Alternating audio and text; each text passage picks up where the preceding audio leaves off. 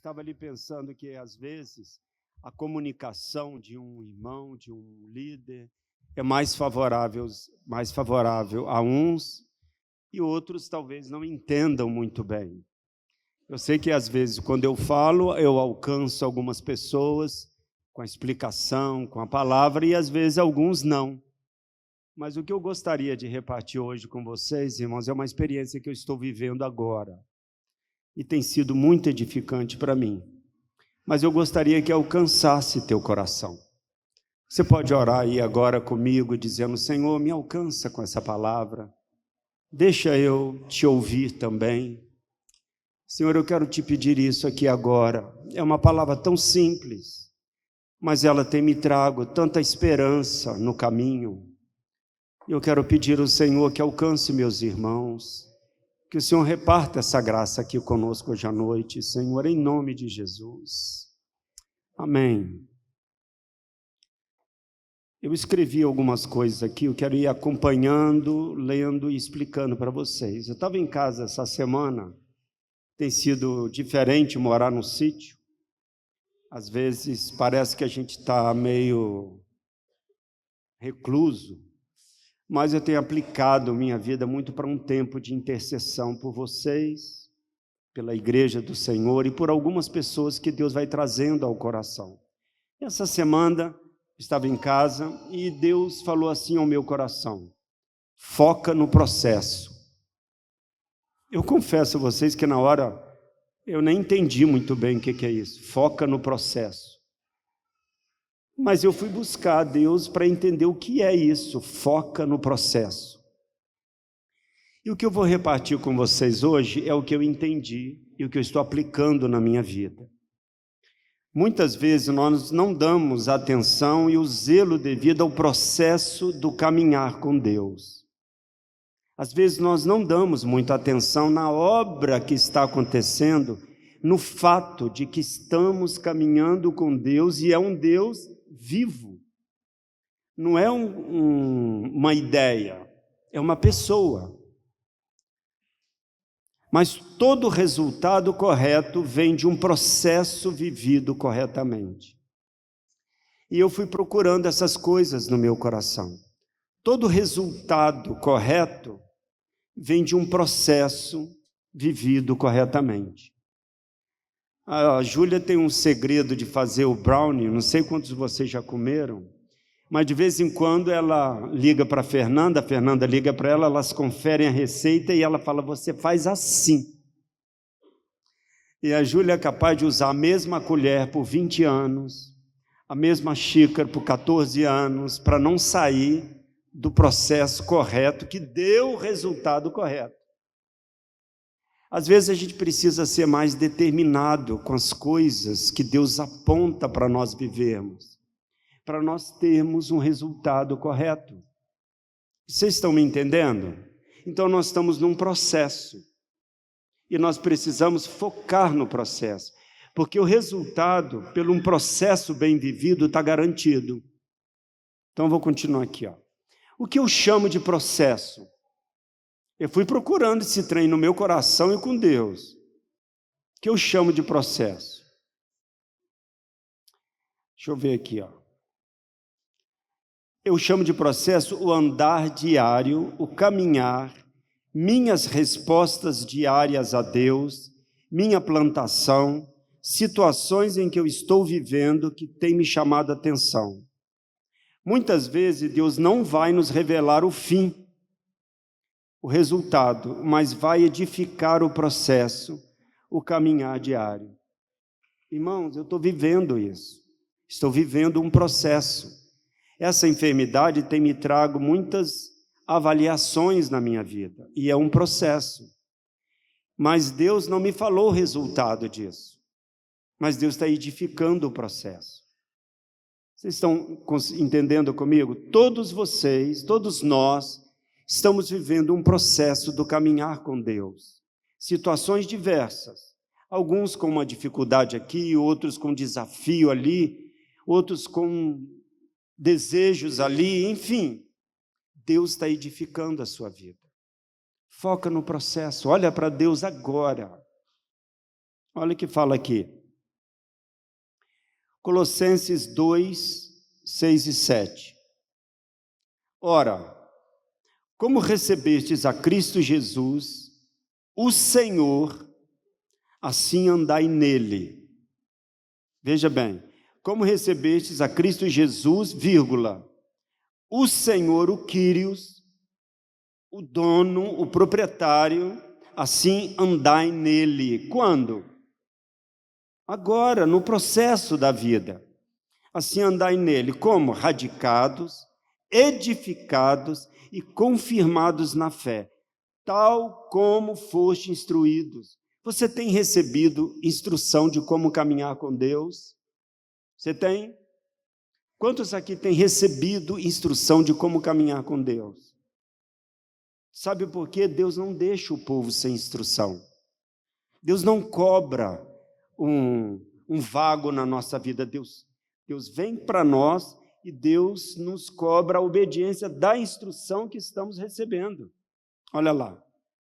Tal como foste instruídos, crescendo em ações de graça. Você sabe o que é andar em Cristo? Irmãos, eu quero desmistificar isso. Andar em Cristo é algo que você foi feito para viver. Você, quando joga um peixe na lagoa, você não fica com dúvida se ele vai nadar. Claro que ele vai nadar. Ele foi feito para nadar. Nadar é tudo de bom da vida dele. Nós fomos feitos para andar com Deus. Nós fomos regenerados para andar com Deus. Andar com Deus é a nossa praia. Vocês estão entendendo? Andar com Deus é o processo. E Deus está nos chamando para focar no andar com Deus.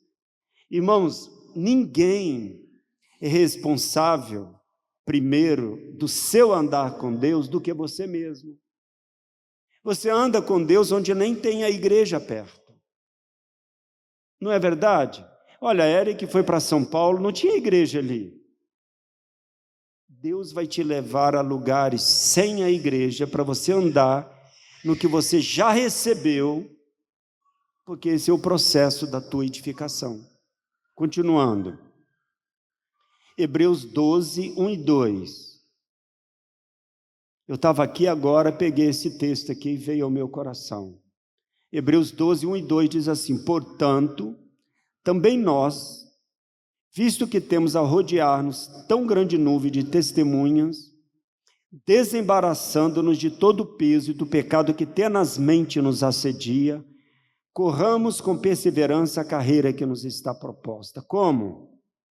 Olhando firmemente para o autor e consumador da fé, vírgula, quem? Jesus, o qual, em troca da alegria que lhe estava proposta, suportou a cruz, não fazendo caso da ignomínia, está sentado à destra do trono de Deus. Cuidado com a sua alma. Você não foi feito para ser almático, ser guiado pela sua alma.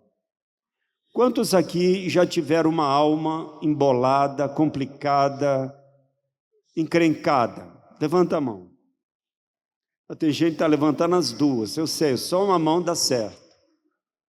Sabe por quê, irmãos? Todos nós temos uma alma encrenqueira. Entendeu? Todos nós temos. As mulheres têm, os homens têm, os velhos têm. Os velhos só têm uma alma velha, mas é igual. Os novos têm, as criancinhas têm. Você não foi feito para andar na sua alma, você foi feito para andar olhando para Cristo. Amém? Olha aí, vou te contar mais um negócio aqui. Gálatas 2, 19 e 20. Sabe por que é importante a gente ler esse texto? Porque ele vai pondo ordem no nosso foco. Ele vai tirando os nossos olhos de nós mesmos e vai devolvendo para onde ele deve estar. Olha o que diz aí Gálatas 2, 19 e 20. Porque quem eu? Nós. Interessante, né? Quem eu? Nós, mediante a própria lei, morri para a lei a fim de viver para Deus. Estou crucificado com Cristo. Quem? Eu. Eu estou crucificado com Cristo. Logo, o quê? Já não sou eu quem vive, mas Cristo vive em mim. E esse viver que agora tenho na carne, hoje, aqui à noite, sentado aqui, vivo pela fé no Filho de Deus que me amou e a si mesmo se entregou por mim. Queridos, amados, esse viver que você tem na carne, se você se beliscar, dói, porque você está vivo. Esse viver que você tem agora na carne, você tem que viver em Cristo, pela fé. Tira a sua alma da jogada. Eu vou explicar um negócio aqui depois. Deixa Cristo ser o seu alvo, do seu caminhar, do processo da sua vida. Paulo demonstra ter muita consciência dessa vida diária com Deus. É isso que eu chamo de processo. E sempre tem palavra de instrução sobre essa maneira de viver. 1 Tessalonicenses 4, 1 e 2. Está lá, Tui. Quem pode ler aí para nós, olhando lá para a telinha? Vai lá.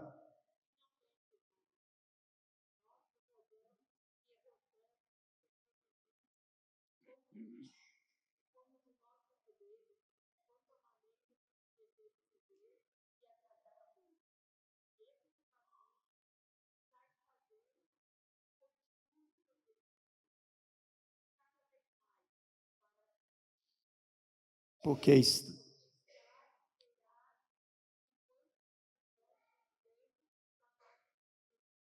pronto. Essa é a instrução do caminho.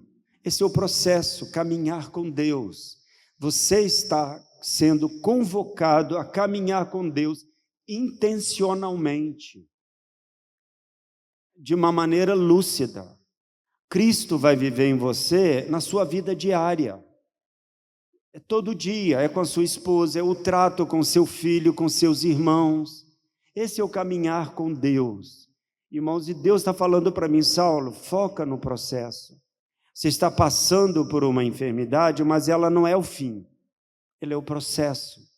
E essa enfermidade está fazendo uma revolução na minha cabeça e no meu coração. Porque muitas coisas eu já não posso, mas muitas coisas eu posso. Muitas coisas não são boas, mas muitas coisas são muito boas. Então eu tenho que focar no meu processo de edificar meu coração em Cristo. Colocando aqui, praticamente todos os apóstolos que escreveram deram instruções sobre o caminhar com Deus e sabiam que esse cuidado entre os membros produziria o cuidado do cabeça. Vou mexer num negócio bacana aqui agora. 1 Coríntios 12, 18. E depois 12, 24. O que diz aí 1 Coríntios 12, 18? Mas Deus dispôs os membros, colocando cada um deles no corpo como lhe aprouve. Quem que colocou você no corpo? Deus. Deus colocou você no corpo. Deus. Assim como aquele irmãozinho levantou ele hoje, porque ele foi batizado, ele foi incluído em Cristo, Deus fez isso. E nós precisamos respeitar isso, irmão, zelar por isso. Olha o que fala o 24. Mas os nossos membros nobres não têm necessidade disso. Contudo, Deus coordenou o corpo, concedendo muito mais honra àquilo que menos tinha. Quem que coordena o corpo? Deus. Esse é o processo da nossa vida. Deus está coordenando a minha vida no corpo de Cristo. Então eu preciso viver no corpo de Cristo desembaraçadamente. Olha o 25. Quem pode ler aí para nós?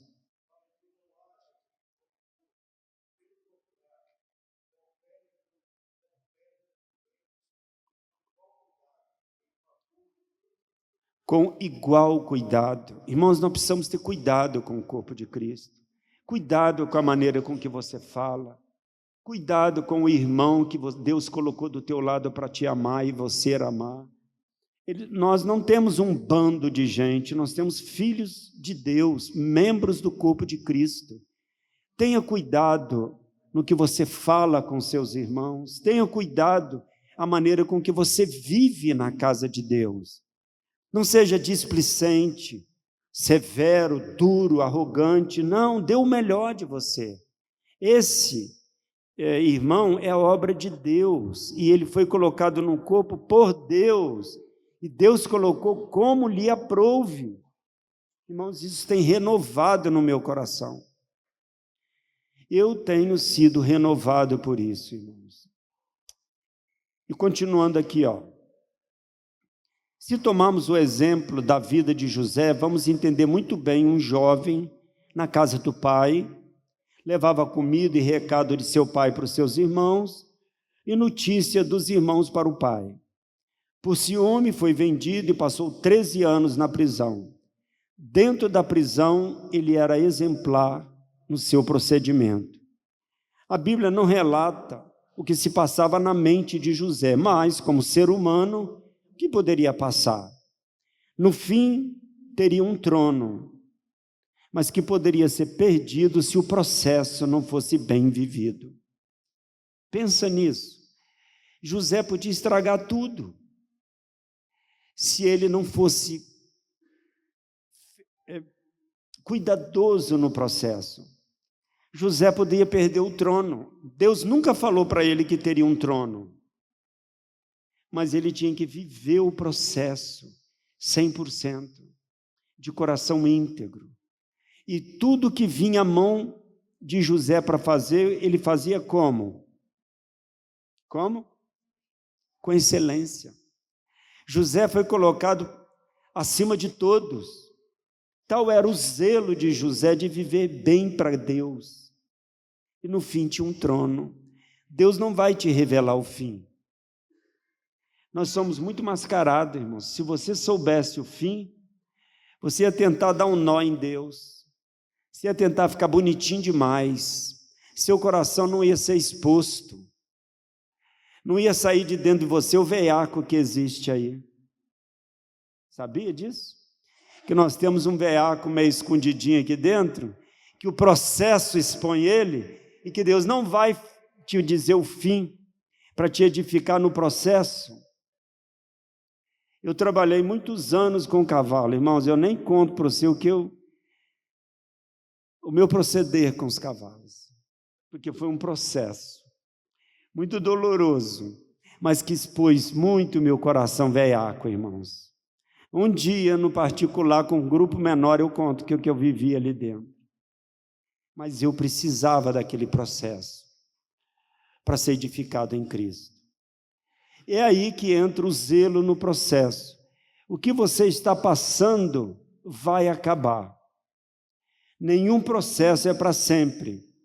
Seu comportamento, suas respostas são preciosas para definir o fim. Precisamos definir algumas coisas enquanto estamos no caminho. E eu já estou terminando. Esses processos têm o cuidado de Deus. Primeiro, eu quero definir aqui algumas coisas. Estou ficando meio. Vamos definir algumas coisas aqui desse processo. Primeiro, como está seu relacionamento com Deus? Eu quero te perguntar isso aqui mesmo. Como está seu relacionamento com Deus? Você tem vivido uma vida muito corrida, muito atropelada? Não. Relacionamento com Deus é prioridade. É a primeira coisa, porque Ele é antes de quê? Todas as coisas. Você precisa zelar da sua vida com Deus. E algumas situações nesse processo vai checar exatamente isso. Você está vivendo de memórias passadas, você não tem nada fresco de hoje para Deus. Você está vivendo com pão velho. E Deus quer um maná novo. Você precisa ter tempo com Deus e escrever sobre o seu amado. Segundo, o que a Bíblia diz sobre o que eu estou passando? O que você está passando? O que a Bíblia diz sobre isso? Pense nisso. O que você está vivendo? Que desafio é esse? E o que a Bíblia diz sobre o que você está passando? Para você ter a mente de Deus, para você pensar como Deus pensa. Algumas situações que eu vivo visam corrigir isso. O que eu penso sobre o que eu estou passando segundo a ótica de Deus. Agora eu vou te perguntar aqui, o que o corpo de Cristo tem te orientado? O que a igreja tem te falado? Você tem que considerar o corpo de Cristo. Você está entendendo que os membros cooperam com igual cuidado em favor uns dos outros? Irmãos, isso é verdade. Isso está acontecendo hoje. Deus mandou alguém na tua casa te exortar? Você encontrou com alguém que te deu palavra? No grupo caseiro, você tem ouvido instruções para corrigir tua vida? Esse é o socorro de Deus para o seu processo. Continuando aqui. O meu entendimento sobre o que eu estou vivendo é simples. Estou te perguntando. Ou eu tenho sido complicado? Você é uma pessoa que tem tendência a ser complicado? Ou você tem buscado uma mente simples? Porque essa é a estratégia do diabo. Nos afastar de quê? Da simplicidade e o que mais? Pureza devidas a Cristo. Isso é a estratégia das trevas. De fazer um homem complicado, uma mulher difícil de ser acessada. Uma pessoa que alguém dá uma palavra e você retruca por dentro. Você não é fácil de ser acessado. Olha só. Vou repetir aqui. O meu entendimento sobre o que eu estou vivendo é simples. Eu tenho complicado, vou tocar em alguma coisa. Pessoas melancólicas demais, dramáticas, que faz do probleminho um problemão. Pessoas presas a direitos e reconhecimentos. Pessoas viciadas no sofrimento. Você sabia que tem isso? Que sofrimento produz uma emoção e que vicia, ela leva a uma autopiedade. Irmãos, eu nem quero falar nada, que eu tenho um azedume desse negócio. Parece que nunca resolve, a pessoa está sempre sofrendo. Não, você tem que pôr um fim nisso. Eu estou dizendo isso aqui hoje à noite porque Deus testificou meu coração de que algumas situações que estamos prolongando precisam chegar ao fim. E o seu processo te ensina por fim. Quando a Paty era pequenininha, ela tinha uma cachorrinha que durou 11 anos.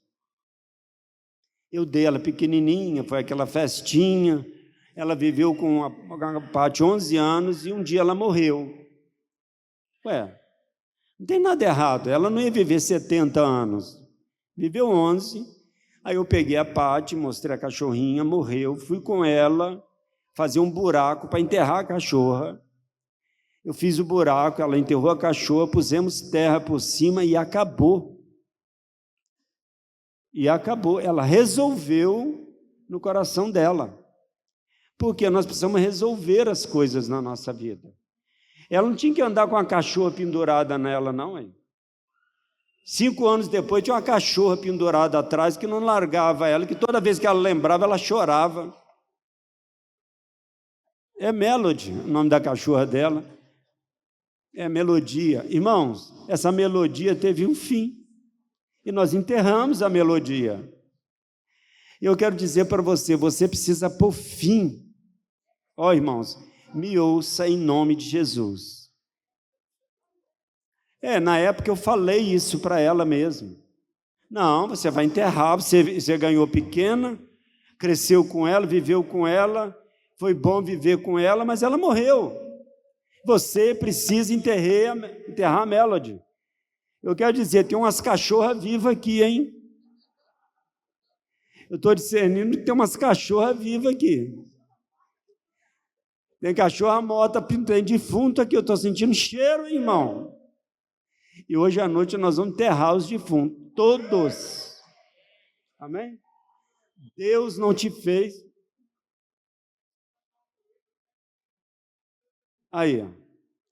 Faz disso um amuleto, leva para o outro, daqui a pouquinho está passando para a geração. Você sabia que eu, como quando era pequena, fala para a filha, eu tinha uma cachorra que era bonita e sofri demais com ela, está passando o sofrimento para o filho.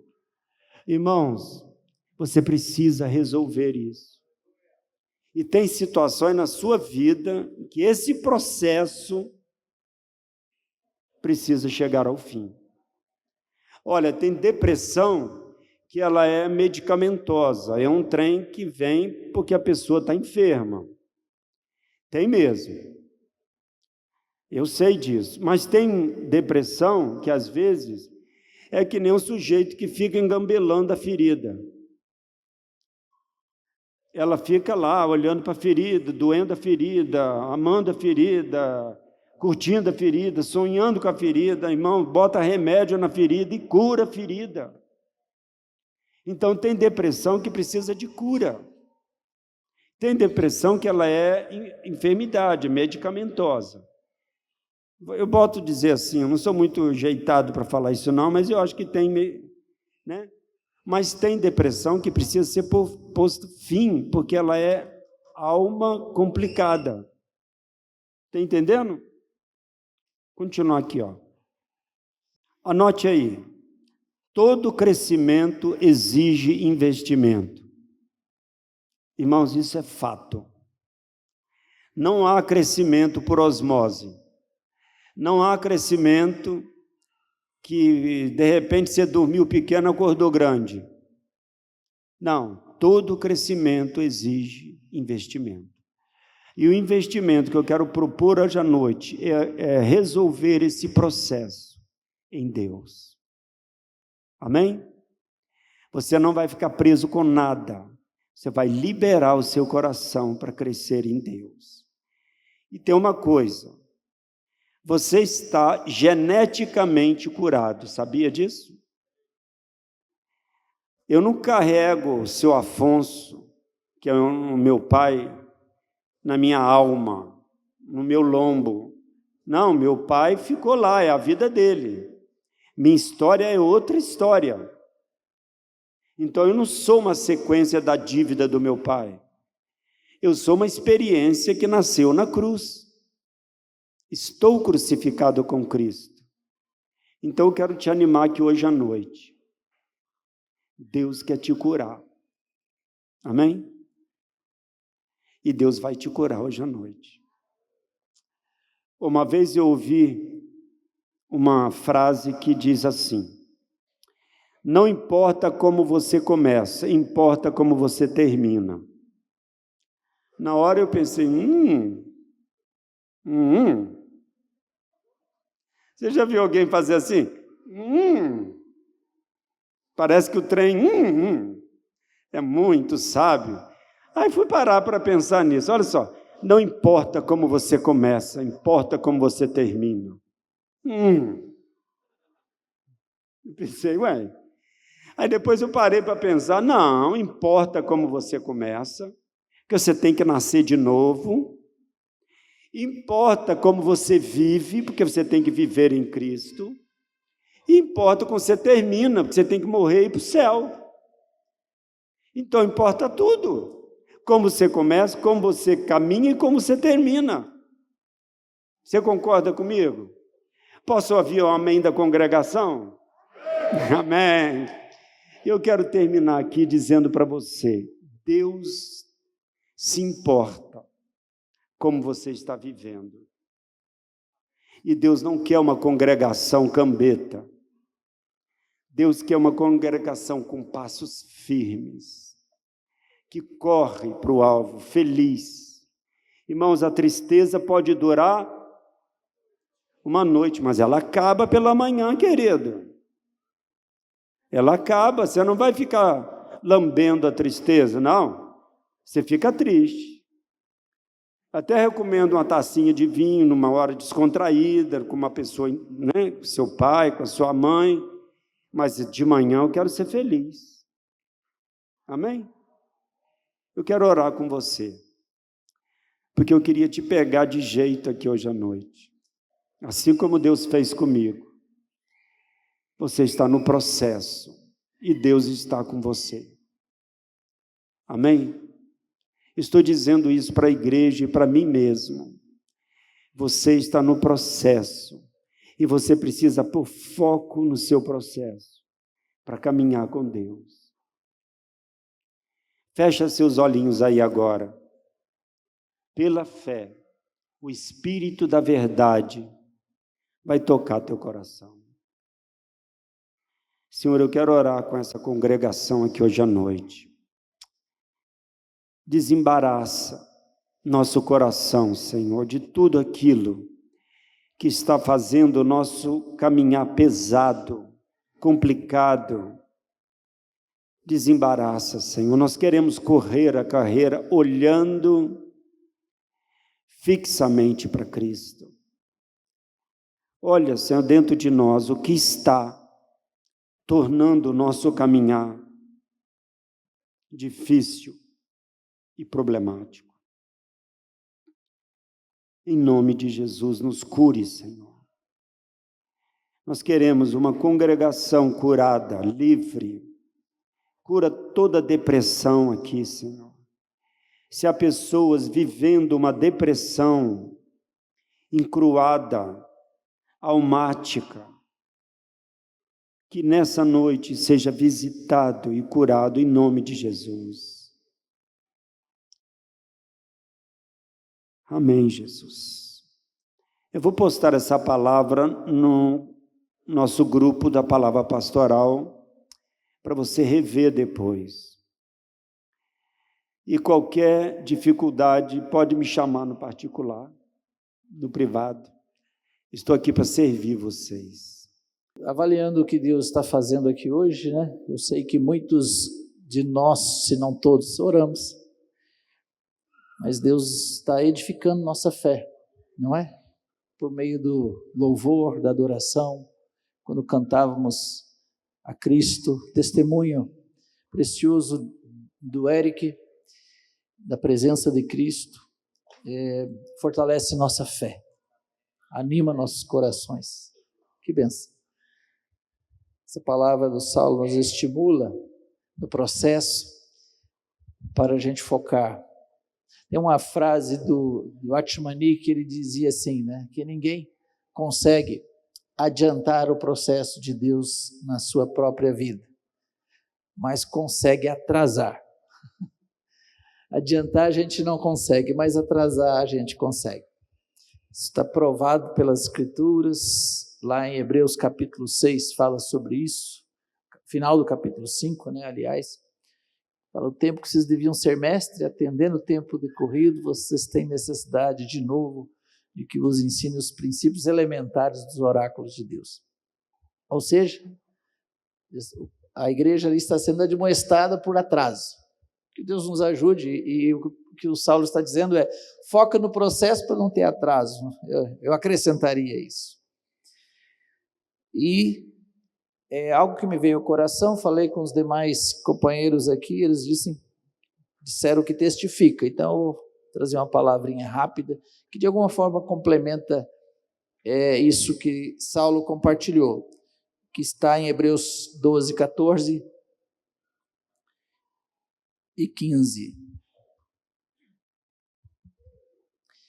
Segui a paz com todos e a santificação, sem a qual ninguém verá o Senhor, atentando diligentemente, porque ninguém seja faltoso, separando-se da graça de Deus, nem haja alguma raiz de amargura que brotando vos perturbe, e por meio dela muitos sejam contaminados. É uma admoestação conhecida e que precisa ser lembrada, repetida eventualmente. Fala sobre seguir a paz e a santificação. Depois o verso 15, aqui onde eu queria parar, falando, atentando diligentemente para que ninguém seja faltoso. São poucos os lugares que falam assim, mas a Bíblia fala assim. Aqui fala também em 1 Tessalonicenses 5, fala, evitai que alguém retribua mal por mal. Ou seja, o zelo pelo corpo de Cristo ele é importante, para que não apenas eu esteja bem, mas que a igreja esteja bem. Eu preciso, no bom sentido, não é ser policial do meu irmão, mas na intenção de guardá-lo, eu preciso zelar pelo corpo de Cristo. Eu preciso, por exemplo, evitar que alguém retribua mal ao seu irmão. Está vendo? A gente pode se preocupar com a vida alheia, sim, amém? Nesse sentido, para o bem do corpo, a gente se preocupa. E aqui é uma admoestação semelhante, atentando diligentemente por que ninguém seja faltoso. Eu preciso atentar aos que estão à minha volta para que eles não sejam faltosos e nem se separem da graça de Deus. Isso é muito mais grave do que se pode imaginar. E aí vem uma palavra importante relacionada a separar-se da graça, que é o que vem em seguida, que fala da raiz de amargura. Nem haja alguma raiz de amargura que brotando vos perturbe e por meio dela muitos sejam contaminados. Raiz de amargura que brota e que contamina. Prejuízo ao corpo de Cristo. Certamente, isso é um assunto da mais alta importância. Você concorda comigo? Que nós não podemos ter no nosso meio o problema da raiz de amargura. E é curioso porque fala que pode brotar em algum momento. Fala, brotando vos perturbe. Ou seja, é uma raiz que pode dar broto. E o broto não vai ser bom, vai ser perturbador. Mas a admoestação é para que a gente procure a raiz, antes que haja broto. Entende? E a raiz é uma parte oculta, geralmente, da árvore. A árvore, a parte que a gente vê, é o caule e as folhas e os frutos. A raiz é uma parte invisível. E a palavra do Senhor está falando para a gente lidar com a parte invisível. Aquilo que vai no nosso coração. Aquilo que vai no nosso coração em relação aos nossos irmãos. Amargura, tristeza amarga, extrema maldade, raiz amarga, enfim, ou ódio até, né? Dentro da palavra grega aqui, que é pikria, né?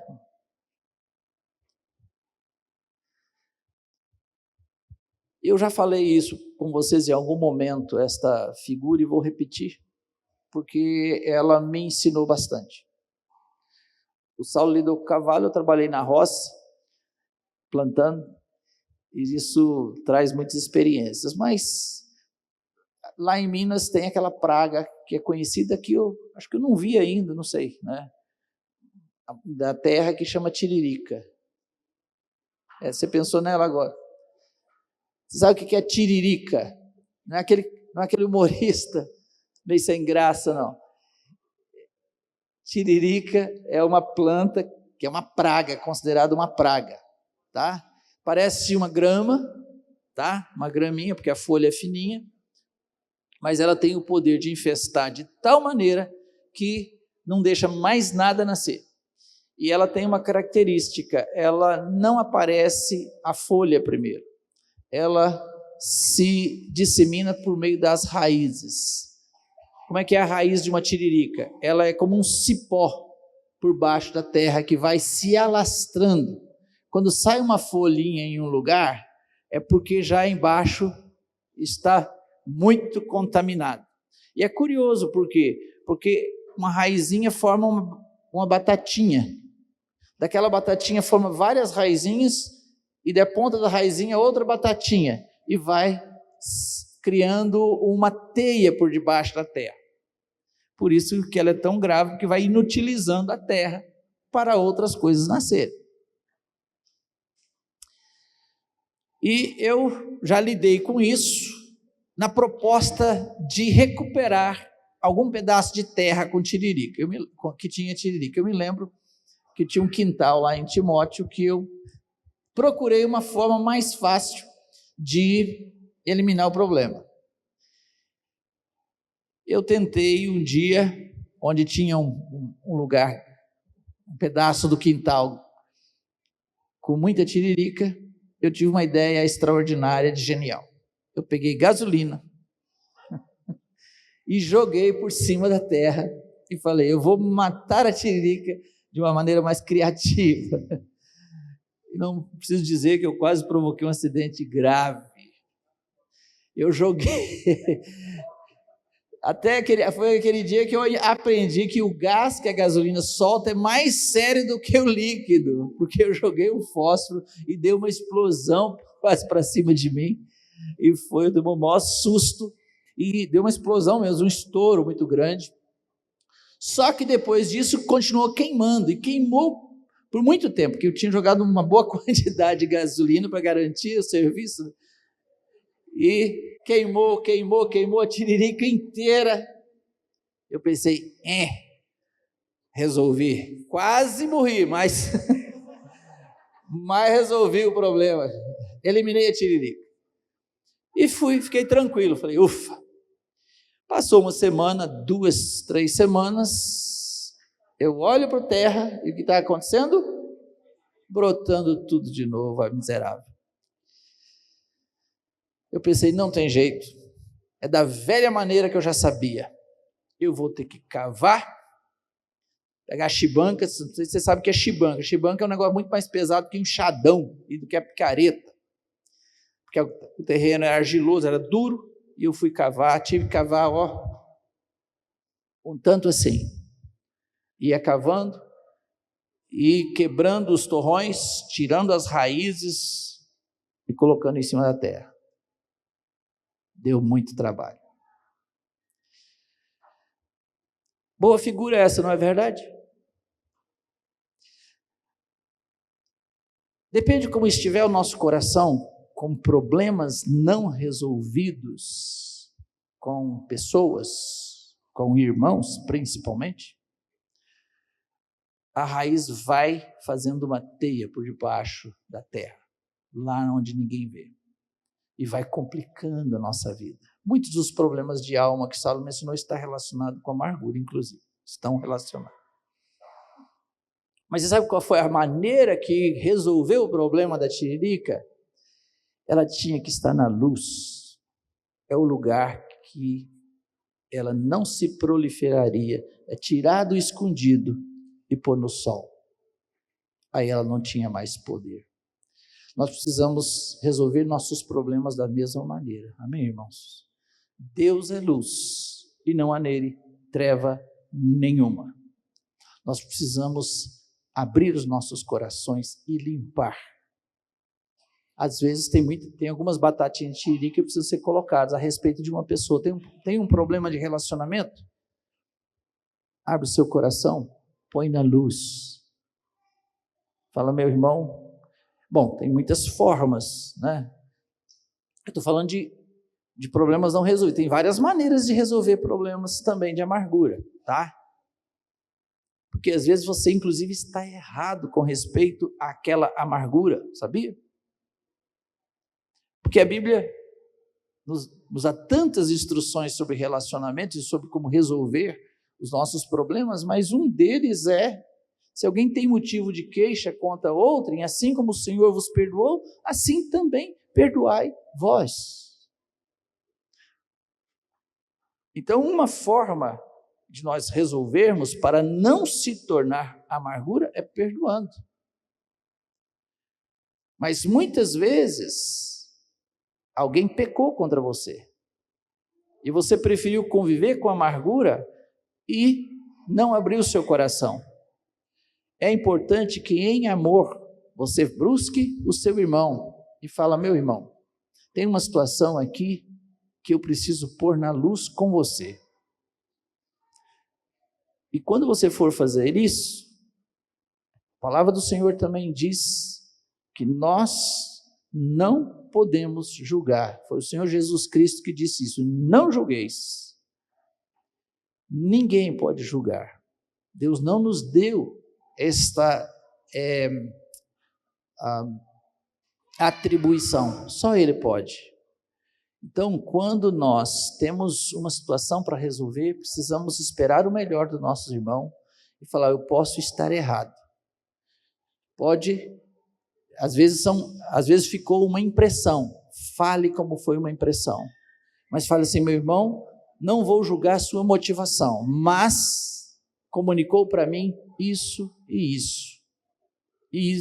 Então, eu gostaria de te dar a oportunidade para você explicar para mim. No final das contas, vamos pôr a raiz da tiririca para fora, amém? Para que a gente não conviva com problemas não resolvidos. Eu estou falando coisas que você realmente tem dúvida ou a pessoa pecou contra você. Você vai falar com ela esperando o melhor.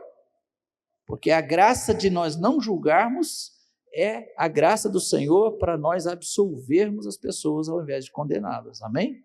Nós precisamos saber fazer isso. Esperar o melhor dos nossos irmãos, mas dar oportunidades a ele. Por quê? Porque eu quero ter certeza que o meu relacionamento está limpo. E eu não vou viver com o meu coração com a parte invisível, lá dentro do meu coração, como uma terra com essa praga. Amém? Brotando vos perturbe, por meio delas muitos sejam contaminados. Porque isso contamina. É assim. Você sabe como é que um broto perturba? Porque quando você está amargurado contra uma pessoa, você resiste a essa pessoa e às vezes o veneninho sai, o brotinho aparece. Mais ou menos assim, né? Vem alguém, né? Tá ali o Marquesani olhando para mim, e alguém vem e fala assim comigo um dia. Eu tenho um problema com ele, não resolvido. E o irmão fala: gente, mas o Marquesani é uma joia preciosa. Que irmão precioso. Aí fala comigo. Aí eu falo assim: você acha? Aí, deve ter algo que eu não sei do Marquês. Ou seja, sai um brotinho, não é? E perturba o relacionamento desse irmão que pensa bem dele. Porque eu tenho algo não resolvido no meu coração com o meu irmão. Certo? Era isso. Sobre esse assunto. Vamos orar? Saulo já me disse um dia que a gente tem que aplicar, não é? Não deixe escapar. Abaixe sua cabeça e ora ao Senhor, então, dentro dessa palavra. Pede ao Senhor a graça para sondar o seu coração, escanear, né? Passar um antivírus aí, para mostrar se tem algo. Apesar de que quando tem, a gente sabe muito bem também, né? Esse tipo de problema. E pede ao Senhor a graça. Se você precisar de ajuda para para resolver algo nesse sentido, procure quem cuida de você, procure seu líder, procure até um dos presbíteros, se for o caso, para que possamos nos socorrer um ao outro. Meu Deus, eu te peço que pela tua graça aplique esse princípio que está escrito nessa palavra, a fim de que possamos ser um corpo sadio, Senhor, com relacionamentos sadios, principalmente nos vínculos, Senhor, para que não haja nada entre discipulador e discípulo, companheiros, entre esposa e esposo, filhos e pais. Meu Deus, corrige com teu poder, a fim, Deus, de que não haja entre nós nenhuma raiz de amargura e nenhum tipo de perturbação. Em nome de Jesus eu te peço. Amém. A palavra daquele dia a gente definiu generosidade, né? Só vamos fazer um resumo rápido. A gente definiu o que era generosidade e falamos que generosidade é a virtude daquele que se dispõe a sacrificar os próprios interesses em benefício de outrem, disposição de repartir a vida e tudo que possui, não é só coisa. Por isso a generosidade se manifesta em todos os momentos e não apenas quando se tem recurso sobrando. E diz também que generosidade é uma virtude de Deus, que ama repartir, que ama abençoar. Então, como nós fomos feitos à sua imagem, quando somos generosos, manifestamos ou refletimos um pouco do que Deus é.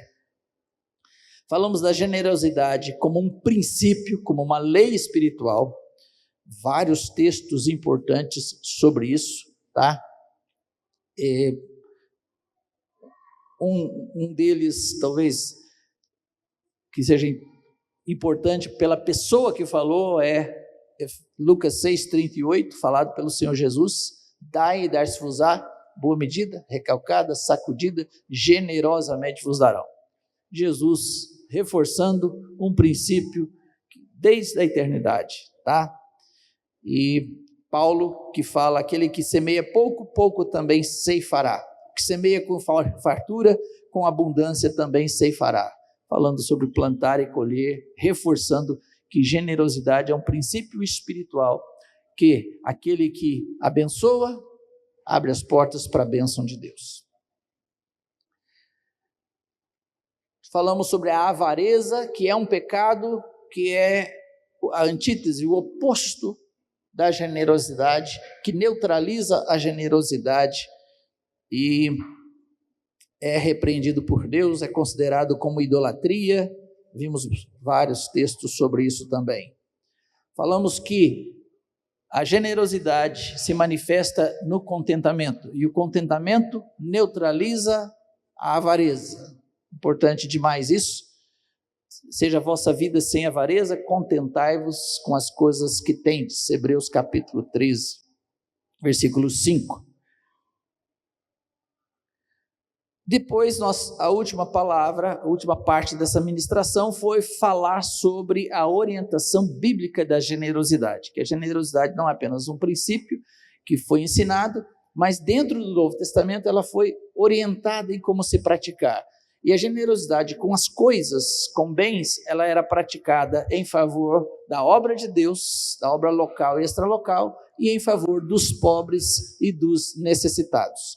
E que os apóstolos tiveram a liberdade de orientar, a ponto do apóstolo Paulo, quando está ali orientando um mover de generosidade para assistir às igrejas da Judéia, ele usa a expressão que eles deviam fazer como ele tinha ordenado. Ele tinha dado, inclusive, uma orientação num tom até muito forte.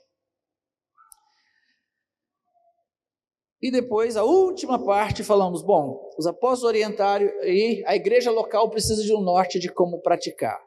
Terminamos o assunto falando de Deuteronômio, capítulo 26, de 1 a 11, um texto importante, como mostravam como Deus orientou o seu povo a expressar-se em adoração no momento da oferta, como aquele homem que chegava diante do sacerdote, entregava as suas primícias e tinha que recitar algo que o fazia reconhecer que não era a sua força, mas era o poder de Deus. E nós falamos que nós gostaríamos de estabelecer uma forma de resgatar entre nós isso. Por quê? Porque no nosso tempo moderno, de Pix, né? De transferência bancária, nós praticamente não andamos mais com dinheiro na mão. Naquela época que não existia moeda, né? Eles ofereciam um produto do campo ou o que faziam. Hoje em dia não é mais assim, então a economia funciona diferente. Então a gente faz o Pix para a conta da igreja, por exemplo, e aí nós não temos tido mais esse momento importante de expressarmos em adoração a nossa contribuição. Então nós pensamos, como podemos fazer isso? Tá? Sugerimos um papelzinho impresso para você pôr o seu nome. Se você já mandou o Pix, você só escreve o seu nome e o valor coloca ali numa bandeja ou no meio da Bíblia, onde o que for, e vamos orar, e aquilo vai ser uma representação física de algo que você já fez. Se você trouxe a sua oferta naquele momento, coloque ela ali em espécie, vamos dizer assim, ok? Só que não gostaríamos de constranger nenhum de vocês. Se algum irmão ou líder acha que esse papelzinho é uma coisa muito organizadinha demais, não precisa pegar o papelzinho impresso, pode rasgar um papel de qualquer forma, escrever ali o seu nome e colocar ali não vamos ter o gasofilácio, né? Vai ser uma bandeja, um prato, alguma coisa, pode ter uma sacola qualquer e coloque ali. O que nós não queremos, irmãos, não queremos trazer constrangimento nenhum para ninguém, amém? Mas queremos resgatar de alguma maneira prática o que está escrito na palavra, ok? Então, queremos insistir aos líderes que mantenham um tempo dentro do encontro da casa para fazer isso, de maneira que represente a oferta que a pessoa está dando ou que ela já deu. Escreve no papel. Se você acha ruim escrever seu nome, escreve o valor. Se você acha ruim escrever o valor, escreve seu nome. Sei lá. Eu não tenho constrangimento com isso, né? Mas nós queremos que funcione. Amém? Um detalhe também porque nos exemplos que a gente dá, né, eu contei meu exemplo, por exemplo, a forma que eu tenho feito desde da minha conversão. Eu falei, eu dou tantos por cento, foi 20% que tem sido o que eu tenho praticado. Eu não estava orientando os irmãos que devem dar 20%. Todo mundo entendeu isso, né? Estava contando o meu exemplo, ressaltei, mas estou ressaltando de novo, tá? Eu apenas falei mesmo e todos os presbíteros concordam, que nós precisamos ir além do que a lei dizia. A lei falava de dízimo, nós precisamos ir além disso, ok? Sempre pensa, tá? Que o ensino de generosidade é para o seu bem, não é para o bem da igreja em si, ou para o caixa da igreja, né? Graças a Deus, o Senhor tem me permitido viver hoje, eu e Luiz, né? Não dependemos do caixa da igreja, nossa sobrevivência, Deus nos tem dado muito mais do que a gente precisa, então não dependemos, até para mim fico sem constrangimento para falar sobre o assunto, tá? Mas é ruim para quem não pratica. Deus fica travado, realmente, tá? Isso não é a mensagem da igreja neopentecostal, não, é a mensagem da Bíblia. Acho que todo mundo entendeu isso. Tá bom?